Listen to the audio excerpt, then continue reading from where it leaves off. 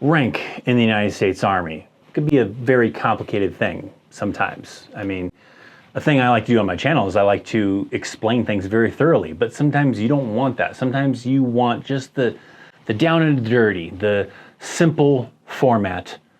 So that's what I'm going to do today. Today, I'm going to give you the bare bones, just real generic, what is rank in the Army? How does it work a little bit, right?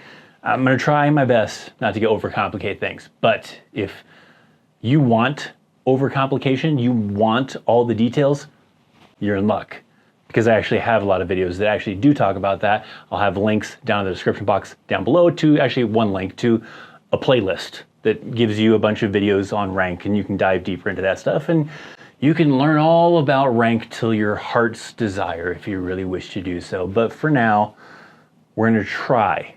And I say with possibly commas, quotation marks, I don't know, try, because sometimes I just overcomplicate things sometimes, and I apologize, but I'll try my best.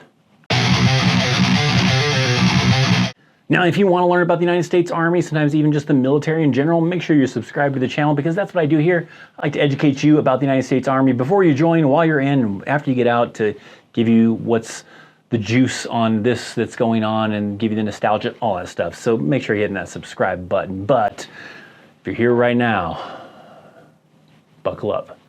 We're going to talk about rank, and we'll try to keep it simple. So let's get into things. Let's begin. So rank is specifically what you call, you know, the authority of the individuals in the military, right? You hear private, you hear sergeant, you hear captain, that's rank. But what goes along with it is also what is known as pay grades. And that's when you hear people talk about, I'm an E5, or I was an E3, or I was a O5. Those are pay grades. Now, across the military, pay grades are all the same. You know, an E1 is still that very generic enlisted rank, no matter what branch you're talking about. O ranks are officers, no matter what branch you're talking about. But when you pair that up with the appropriate rank, that's when it does get different based on the branch. So we're going to focus in this video on the Army. So we're starting things off. We're starting off with the very beginning. That's the enlisted ranks. So for example, E1 through an E9, that's a private all the way up to the sergeant major of the Army. An E1 and an E2 really have the same name for the most part. There's some iterations, but it's a private, okay? And an E1 just doesn't have any insignia on their uniform as an E1, but they're usually not an E1 for very long before they move to an E2, which is still a private, but does actually have an insignia that goes on their uniform. From there, it goes up to an E3, which is a private first class. And then from an E3, you go to an E4, which actually has 2 ranks.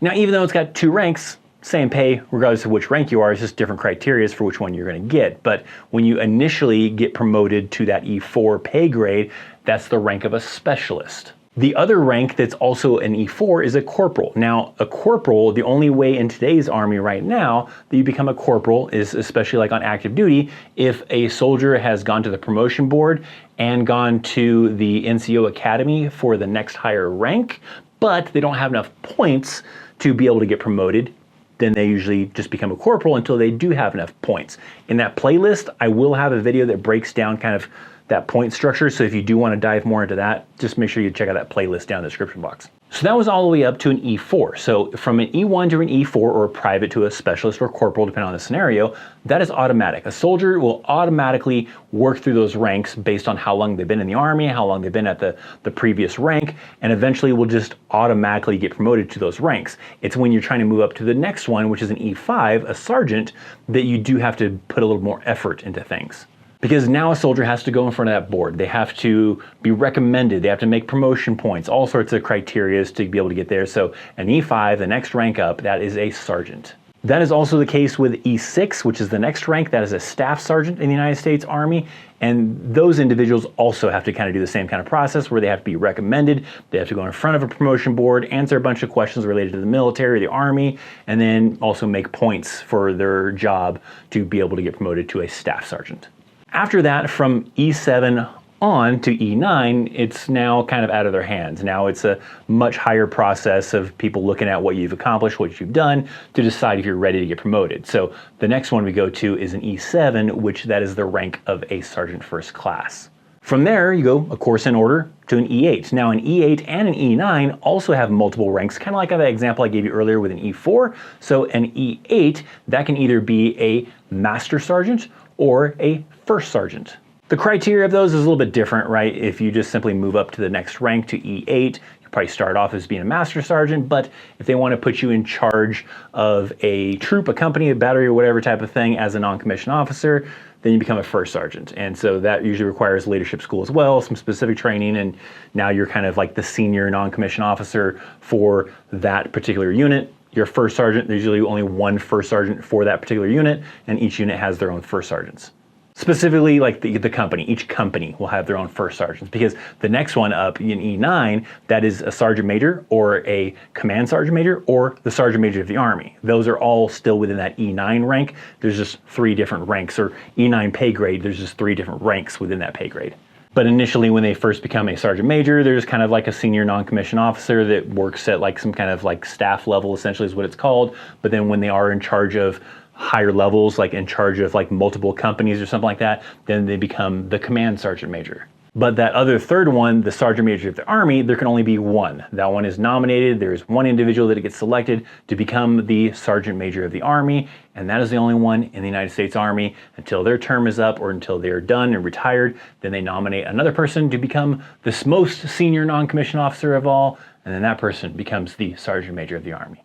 And that is the enlisted ranks. So from there, the middle kind of people are what are known as warrant officers. Now, warrant officers is a little bit different as far as the pay grades, because it's not like how the E1, E2, E3, warrant officer is a little bit different. It's like W1 and then CW2 and then on to CW5, because it maxes out at 5, but it's just warrant officer 1, and then you have Chief Warrant Officer 2, and then it goes up to Chief Warrant Officer 3, and then Chief Warrant Officer 4, and Chief Warrant Officer 5.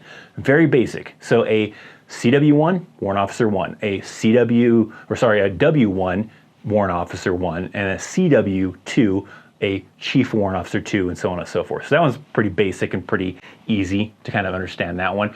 Warrant officers do still get saluted. Warrant officers are still called sir or ma'am, but additionally with warrant officers, you can also call them like Mr. or Mrs. as well.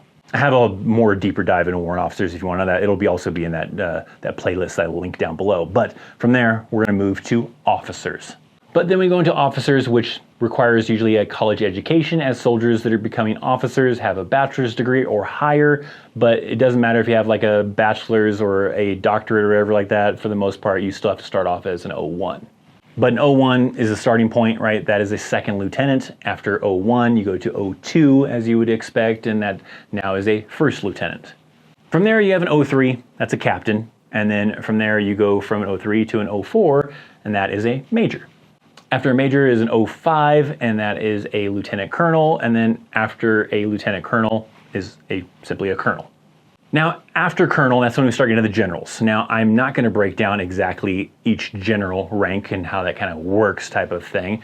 Again, I have a video that kind of breaks that down if you really wanted to learn that. But, you know, when you do finally get to that first general rank, it's a 1-star general. That's pretty much what most people call it. Yes, it does have an official title for a 1-star general, but most people don't call it that unless it's some kind of formal documentation or formal ceremony or something like that. When you're simply talking about officer so-and-so and that person is a 1-star general, you're just going to say that, oh, so-and-so is a 1-star general. That's typically what they're going to do, and so on and so forth, because 2-star general, 3-star general, 4-star general is typically the highest. I know that, yes, there is a 5-star general rank, but that is reserved for specific times. Specific times in the military where they need to have a higher ranking officer that is higher ranking than some of our allies in time of war. They have not used this in a very long time. The last time they had a 5-star general, I think it was Omar Bradley way back in the day. So it has not been any time recently at all that we have had a generals of the Army, a 5-star general type of thing. Typically, we kind of stop at 4-star general. So we do have some 4-star generals, and that's kind of pretty much where we kind of cut it off at. Possibly still too in-depth for some individuals. I was trying to my best to try to keep it as basic as possible. Again, if you need more in-depth stuff, down in the description box down below, I've got a playlist that has a bunch of videos that I've done that I do go more in depth. So if that's the specific thing you're looking for, make sure you go check that out. If you're eyeballing my t-shirt, right, I got a couple of metal themed army related t-shirts that I made. I will also have a link to my merch store down in the description box down below, or you can visit my website and find the store on there.